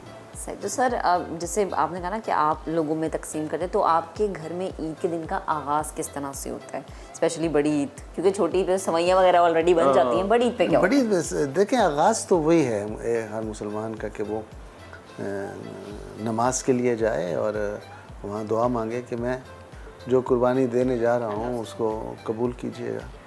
और बाकी जैसे जैसे वक्त आगे बढ़ता गया है कुर्बानी मुश्किल होती चली गई है। पहले तो रात से ही आ जाते थे कसाई, अब कई रातें बीत जाती हैं कसाई ढूंढने से भी नहीं मिलता, दिन बीत जाते हैं, स्टेटस लगाने पड़ते हैं, जो शीर लाने के तो जो बहुत मुश्किल हो गया। अच्छा सही साहब, हम यकीनन आपसे कुछ अच्छी और खट्टी मीठी बातें तो करेंगे, लेकिन मैं चाह रहा हूँ कि थोड़ा सा हम बात करें ईद का जब मौका आता है, ख़ास तौर पर फिल्म इंडस्ट्री जो हमारी है इकट्ठी होती है, कोई पार्टी शार्टी होती है, कोई इस तरह की चीज़ होती है? जी हाँ, ये पहले तो बहुत होता था, लेकिन अभी जो हमारी फिल्म इंडस्ट्री है कुछ चेंज बदल गई है। और पहले तो मुझे याद है मोहम्मद अली साहब बड़े एक्टिव हुआ करते थे। मोहम्मद अली साहब अपने घर में एक बहुत बड़ा खाना करते थे, और जहाँ वहीद मुराद साहब भी हैं, नदीम साहब भी हैं, मुस्तफ़ा कुरैशी साहब भी हैं, अलाउद्दीन साहब भी हैं, आगा तालिश भी हैं, और ये बड़े बड़े लोग, बड़े बड़े एक्टर, इजाज़ साहब, हबीब साहब, सब लोग एक दूसरे के घरों में जाना। अभी तो मुझे कहना नहीं चाहिए या कह देना चाहिए कि अभी तो वो घर तो जाना दूर की बात है, एक दूसरे के फंक्शंस में नहीं जाते, एक दूसरे की प्रमोशन में नहीं जाते। एक दूसरे की किसी की फ़िल्म रिलीज़ हो रही है तो उसको हम सबको चाहिए कि हमारे मुल्क की फ़िल्म है, पाकिस्तान की फ़िल्म है, उसको जाके हम प्रमोट करें, उसके लिए हम अच्छा बोलें, ताकि एक बार पब्लिक आए तो अब पब्लिक ही नहीं आती तो फिल्म ने क्या चलना है, खाक। तो फिल्म को लाने के लिए हीरो चाहिए, स्टार चाहिए, जो पुल करे ऑडियंस को और वो आए। तो स्टार तभी बनेंगे ना जब आप एक दूसरे को सपोर्ट करेंगे, एक दूसरे को मानेंगे। मैं आपको नहीं मानूंगा, आप मुझे नहीं मानेंगे, हम दोनों इनको नहीं मानेंगे, ये हम दोनों को नहीं मानेंगे, तो पब्लिक ये कहेगी, पब्लिक ये कहेगी कि इस दूरी की क्या वजह है, क्या वजह समझते हैं आप इस दूरी की? नालायकी है, नालायकी, कम अक्ली है। देखें आप बुराई उस शख्स की करेंगे जो आपकी बराबरी नहीं कर सकता। उसकी बुराई आप कभी नहीं करेंगे जिससे आप अच्छे हैं, जिसे आप अच्छा ही बयान करेंगे, आप अच्छा ही कहेंगे। और इसीलिए हमारे पास्ट में सब लोग बहुत अच्छे थे, सब लोग एक दूसरे की अच्छाइयाँ बयान करते थे। अगर किसी से उनको कोई गिला शिकवा भी होता था तो कभी नहीं किया उन्होंने। अच्छा, आज भी हमारे नदीम साहब, आज भी आप बैठे तो उनके मुंह से आप कभी किसी की बुराई नहीं सुनेंगे। और आज के आप किसी भी सुपरस्टार को ले लें, सो कॉल्ड सुपरस्टार मैं कहूँगा, जो 200 आदमी नहीं इकट्ठा कर सकता शो में, तो वो बुराई कर रहा होगा। सही साहब, आपने जो अभी एक जो मंजर निगारी की थी ना, वो इतनी खूबसूरत थी कि जिसमें नदीम साहब भी मौजूद हैं, मोहम्मद अली साहब भी मौजूद हैं, तो ज़ेबा भाभी भी कहीं कुछ पकवान में मसरूफ़ होंगी, आगा तालिब साहब आज कुछ ज़राफ़त के जो है वो भी शगुफ़े बिखर रहे होंगे। ये आपने जो स्टार पार हमें बताई है इतनी ज़्यादा थी कि ये क्राउड पुलर थी। आज के ज़माने में आपको ये क्राउड पुलिंग फैक्टर स्ट्रॉन्ग नज़र आता है एज़ कम्पेयर टू दैट, या नहीं नज़र आता? नहीं, इसीलिए कम हो गया ना जी। ये जो स्टार थे ये सिर्फ फिल्म पे ही नज़र आते थे, फिल्म के पर्दे पे। वो आपको ना तो टॉक शो न करते नज़र आएंगे, ना जिसकी वो जॉब है वो है, ना आपको ये कमर्शियल्स में वो यानी हमारे एक एक्टर थे, मैं नाम भूल गया उनका, यूसुफ खान साहब जी। उनको इतनी ऑफ़र्स हुई टीवी पे काम करने में, मैं नहीं करूँगा। इतनी ऑफ़र्स हुई कि जी कमर्शियल कर लें एक रिश्ता, नहीं मैं फिल्म का एक्टर हूँ, मुझसे फिल्म कराएं। ये एक सेक्रीफाइस थी आर्टिस्टों की, अपने आप को बुलंद रखने की, अपने आप को पावर में रखने की। अब वैसे भी माहौल भी बदल गया है, कमर्शियलिज्म बहुत आ गई है और उसमें एक्टर्स को करना पड़ता है। लेकिन हमने जो देखा है वैसी इंडस्ट्री जो है ना, वो अब ख्वाब लगती है। वो लगता है कि कोई ऊपर वाली जगह पे होगी वो इंडस्ट्री, यहाँ नीचे नहीं है वो। चले सही साहब, ये तो ईद की बातें होगी ना, मैं चाहूँगी हम आपको पर्सनल ज़िंदगी के हवाले से भी जाने, लेकिन ब्रेक लेंगे। ब्रेक के बाद जब हाजिर होंगे तो जानेंगे कि सैयद साहब अपनी ज़िंदगी में कैसे हैं, गुस्से वाले हैं, मोहब्बत करने वाले हैं, डांटते नहीं हैं, गुस्सा नहीं आता, सब कुछ जानेंगे ब्रेक के बाद। स्टे विद अस।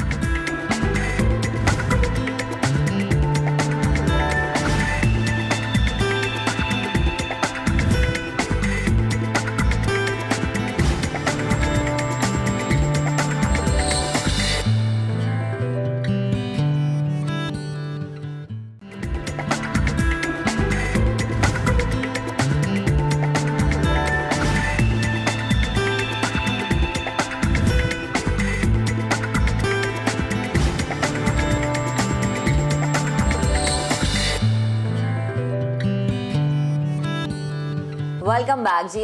सैयद नूर साहब हमारे साथ मौजूद है। हम कोशिश ये कर रहे थे कि भाई कोई गाना शाना हम सुन लें, लेकिन सैयद साहब राज़ी नहीं हो रहे। लेकिन मैं चाहूँगी ये कि ऐसे तो हम आपको छोड़ेंगे नहीं। अब अगर हमें आप कोई डायलॉग सुना दें। छोड़ना भी नहीं कभी। हो गया, खूबसूरती हो गया, डायलॉग हो गया, रिकॉर्ड हो गया ये। हो गई। अच्छा सैयद साहब, मुझे ये बताएं कि अब जैसे कि हमारी जो अभी मौजूदा की हम इंडस्ट्री देखते हैं, हम कहते हैं कंटेंट बड़ा ज़रूरी है। आज की फ़िल्मों में वो चीज़ मुझे तो पर्सनली तौर पे नज़र नहीं आती। दो लड़कियां हैं, एक लड़का, एक लड़की, दो लड़के आगे पीछे भाग रहे हैं, ये लव ट्रायंगल वाला सीन चलता है। वो चीज़ें जो कि आपके टाइम पे थी, या वो चीज़ें जो कि उस टाइम पे बनती थी, अब की इंडस्ट्री को ज़रूरत है उस चीज़ की, आपको भी ऐसे लगता है? नहीं, हो नहीं सकता। इसलिए देखें, उस वक्त 3 घंटे की फ़िल्म होती थी, और 3 घंटे से अगर कम फिल्म होती थी तो आपकी ऑडियंस शोर मचा देती थी कि जी छोटी फिल्मों में दिखाई जा रही है, एहतजाज करती थी। 7-8 गाने होते थे, उसमें फ़ाइट का होना बड़ा ज़रूरी था, एक पूरा फॉर्मूला था फिल्म। अभी 1.5 घंटे की फिल्म है, 1.25-2 घंटे की बड़ी फिल्म है, लंबी, तो उसमें आप क्या दिखाएंगे मुझे ये बताएं। पौने 2 घंटे में आप 2-3 घंटे की फिल्म शूट करती है गोरों को, जो अंग्रेज़ी फिल्म होती है, जो सिर्फ एक इवेंट पे फिल्म बनती है, उसमें गाने नहीं होते। तो हमें भी अपना सिनेमा जो है वो चेंज करना पड़ेगा। अगर आप रोमांटिक फिल्म बनाएंगे तो उसके लिए भी आपको छोटा रोमांस कोई देखना पड़ेगा। अब ये नहीं है कि बचपन से रोमांस शुरू किया, बचपन दिखा रहे हैं, बचपन के दिन बुलाना देना, फिर बुढ़ापे में भी वो कह रहा है कि मैं तुमसे प्यार करता हूँ, तो वो नहीं रहेगा। अब सिनेमा चेंज हो गया है। तो लिहाजा कंटेंट की जो आप बात कर रहे हैं, ढूंढना तो पड़ेगा, लेकिन डिफरेंट एंगल से ढूंढना पड़ेगा और कॉम्पैक्ट ढूंढना पड़ेगा। सही साहब, आपने जब अंग्रेज़ों का जिक्र कर ही दिया है, अभी हाल ही में एक बड़ी इसमें टग ऑफ वॉर चल रही है, जिसमें अभी पीछे छोटी पे भी एक बड़ा ये मसला रहा कि पाकिस्तानी जितने भी मूवी मेकर्स थे, उन्होंने कहा कि जी आप हमारी मूवी को खड़ा कर देते हैं हॉलीवुड की मूवी के आगे, तो वो फिर उसका कोई तकाबुल नहीं रहता, कोई मुकाबला नहीं रहता, इसलिए हमारी जो है वो इतनी नहीं हिट हो पाती, वो वाली हिट हो जाती है। इस पे सैयद साहब, आप जैसा वेटरन क्या राय रखता है? गलत कहते हैं।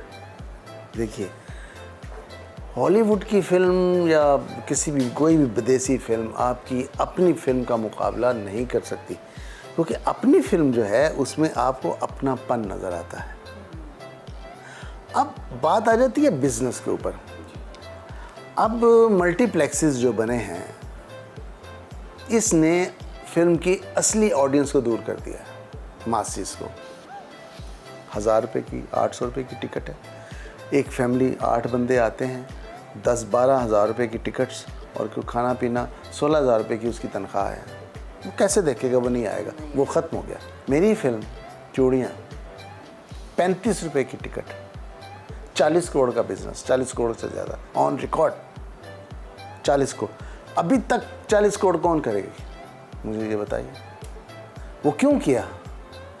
वो 35 रुपये की टिकट वाला बंदा पहले अकेला आया है, फिर अपनी फैमिली को लेके आया है, फैमिली ने कहा हमने फिर देखनी है, वो फिर आया है, फिर एक दिन वो फैमिली से चोरी आ गया है, उसको बड़ा मज़ा आया है, उसने बार बार देखी है फिल्म, और इतने लोगों ने फिल्म देखी है कि वो जनरेट हो गया पैसा, इनकम आई फिल्म बनाने वाला। यानी 55 लाख रुपए की फिल्म थी वो, 40 करोड़ का बिजनेस, 40 करोड़ से ज़्यादा का बिजनेस। 35 रुपये की टिकट पे 35 रुपये की टिकट, समझा?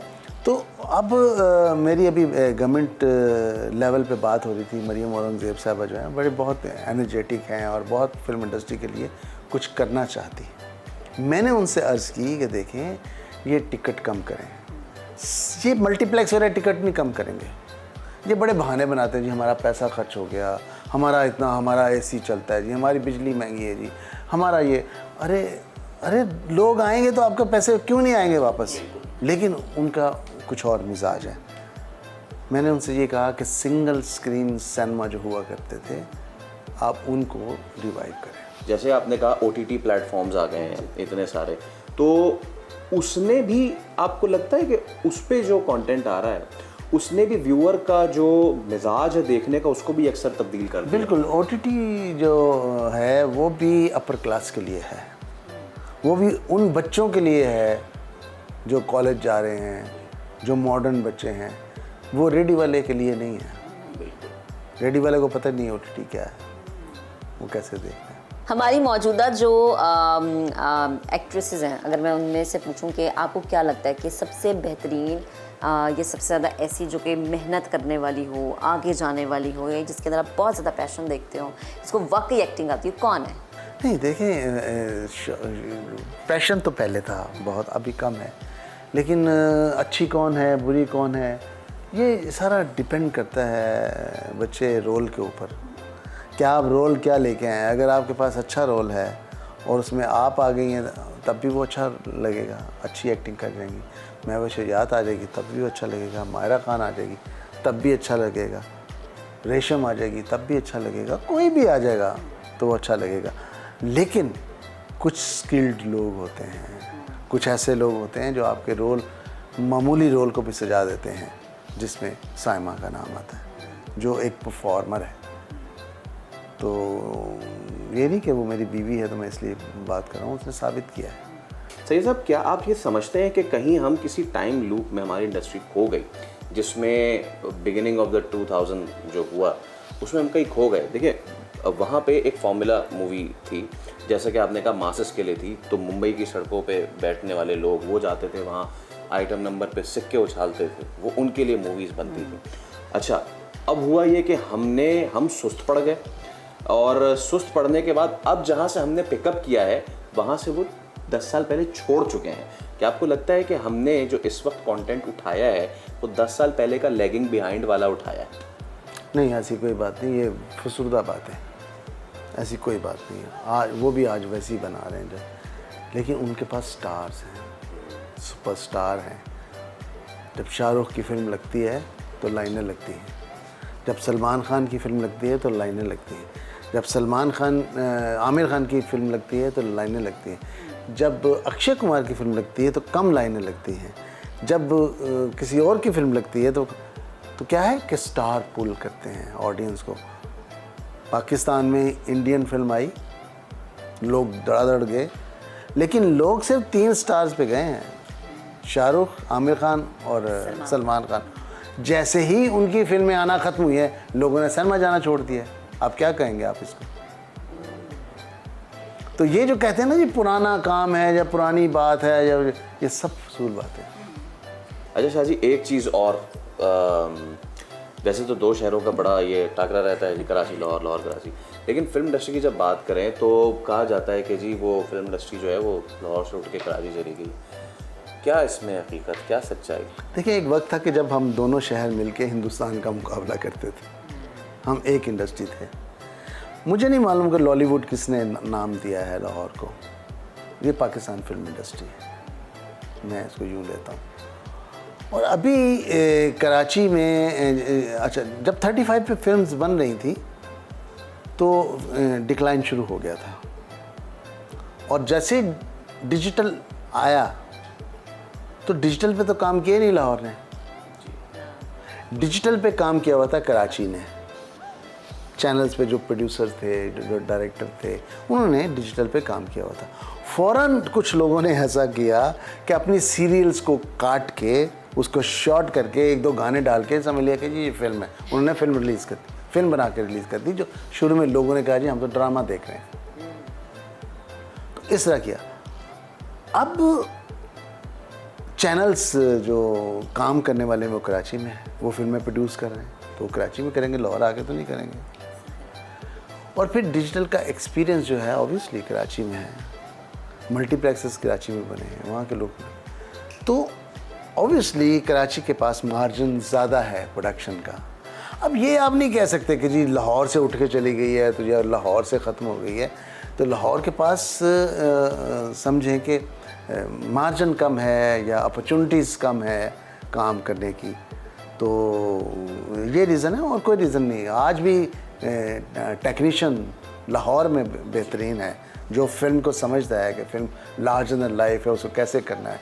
अभी कराची को अब समझ आ रही है, कराची के लड़कों को, और उसमें जो सबसे ज़्यादा समझ आई है वो नदीम को आई है। नदीम वो है जो शुरू से फिल्मी आदमी है। नदीम बेग की बात कर रहा हूँ मैं, जो लंदन नहीं जाऊँगा। He is very much genius, film genius जिसको बोलते हैं आप। तो हमारे साथ बड़ा अरसा रहा। ये जब पढ़ रहे थे यहाँ पे यूनिवर्सिटी में, तो मैं उस वक्त सरगम बना रहा था, तो ये स्टूडेंट्स के साथ आए थे, तो इन्होंने शोर वोर मचाया, मैंने डांटा, तो उसने, नदीम उस वक्त बाल थे उसके, कहने हमें शौक़ है जी अभी उठना। तो उस वक्त से देखिए, ये जो मेकर होता है पहले से अंदर से होता है। फिर आहिस्ता आहिस्ता जब वो ग्रेजुएट हुआ या डिग्री लेने के बाद वो फिल्म में आया, उसको फिल्म का शौक़ था, लेकिन रोटी रोज़ी कमाने के लिए वो गया टीवी पे। लेकिन जब भी मिलता फिल्म को डिस्कस करता, फिल्म के बारे में बात करता। उसके जो टीवी प्रोग्राम थे उसमें फ़िल्मों की झलक होती थी। तो फिल्म बनाने के लिए आपको फिल्मी होना पड़ता है, आपके अंदर पैशन होना चाहिए। पैशनलेस लोग हैं आज, जो काम नहीं हो रहा, जो फिल्म नहीं बन रही, पैशनलेस है। तो बहरहाल कराची से बने फिल्म या लाहौर से बने, है तो पाकिस्तान की फिल्म। पाकिस्तान जिंदाबाद। बिल्कुल। जिंदाबाद। अच्छा सर, ये फिर यूनिटी कैसे पैदा होगी? जैसे आपने कहा ना कि ये एक इख्तलाफ एक दीवार खड़ी होगी कि वहाँ के लोग ये नाकामियाँ सबसे बड़ी लेसन है दोनों के लिए। देखिए अभी मैं ये चाहता हूँ कि अभी हुआ भी है, वैसे कराची के लाहौर के लोगों का कॉम्बिनेशन बनना चाहिए। यहाँ जो सीनियर लोग हैं, जो काम जानते हैं, जो फारिग बैठे हुए हैं, आप उनको लें, उनके साथ कॉम्बिनेशन बनाएं। और जब कॉम्बिनेशन बनेगा तो आप में एक क्वालिटी वर्क जो है आ जाएगा, ऑटोमेटिकली आ जाएगा। ये मैं ज़रूर आपसे पूछना चाहूँगा कि सायमा जो कि एक कामयाब तरीन अदाकारा, और ना सिर्फ ये कि आपने लॉन्च किया, लेकिन अब माशाल्लाह से आपकी वो शरीका हयात भी हैं। इस चीज़ को बैलेंस कैसे किया आपने? ये छोटी छोटी जो होती हैं ना चीज़ें, कि अगर वो एक्ट्रेस भी हैं, वो साथ वाइफ भी हैं, आप उनको डायरेक्ट भी कर रहे हैं, तो उसमें क्योंकि ये जो मेरी को एंकर है बेहतर समझ सकती हैं, इनके हस्बैंड जो है एक डायरेक्टर भी हैं, प्रोड्यूसर भी हैं, तो मैं अक्सर मैं आपसे भी सवाल कर रहा हूँ कि उस वक्त क्या होता था? नरम रवैया रखते थे या फिर कोई डांट डपट वाला मामला? नहीं, देखिए प्रोफेशनलिज्म में कभी भी आपको नहीं करना पड़ता। वो बीवी होगी, घर पे होगी। जो अच्छा आर्टिस्ट है ना, वो बड़ा अच्छा इंसान है। वो सेल्फ नेगेशन है, वो अपनी ज़ात की नफ़ी है उसकी जब वो एक्टर बनता है जाके। अच्छा इंसान है, नेक इंसान है, नमाज़ पढ़ रहा है, नमाज ख़त्म की, जाए नमाज किया, हाँ जी शॉर्ट रेडी गया, वहाँ इवल बन गया। That is acting, that is acting. तो सायमा के साथ मेरा जो आज तक रिलेशन कायम है वो इसीलिए, वो बहैसियत इंसान बहुत बुलंद है और उससे बुलंद आर्टिस्ट है। और आप, लेकिन हमने कभी एक दूसरे के काम में दखल अंदाजी नहीं की। कभी मैंने नहीं कहा कि आपने ये फिल्म क्यों की है, कभी उसने नहीं कहा कि आपने फ़लाँ हीरोइन को क्यों लिया। मेरी पहली फिल्मों में नहीं थी हीरोइन, लेकिन जब मेरे रोल्स चेंज हुए तो मैंने फिर सायमा को लिया। तो ये जब तक ये होगा कि आप एक दूसरे के काम में दखल अंदाजी नहीं करेंगे तो आपका रिलेशन जो है वो मजबूत होगा। बिल्कुल सही। अच्छा ये सब लास्ट में यकीनन लोग आपके काम को मज़ीद देखना चाहते हैं, आप वैसे ही माशाल्लाह इतना पसंद करते हैं। फर्दर प्लान्स आपके क्या हैं? आगे क्या कुछ बड़ा आने वाला है? 3 फिल्म जो हैं अंडर प्रोडक्शन हैं, कंप्लीट हैं ऑलमोस्ट। वो लगाएंगे, हम दिखाएंगे लोगों को। क्या बात है। तो साहब जाते जाते ईद है, तो ईद पे अपने मद्दाहों को, पाकिस्तानियों को क्या पैगाम देना चाहेंगे? देखिए बड़ी मेहनत से हम लोग फिल्म्स बनाते हैं। अभी ये जो फिल्म बनी है कायदे आज़म जिंदाबाद, लंदन नहीं जाऊंगा, बड़ा पैसा खर्च हुआ है इन पे। यंग लड़के हैं, उन्होंने बड़ी मेहनत की है, यंग एक्टर्स हैं।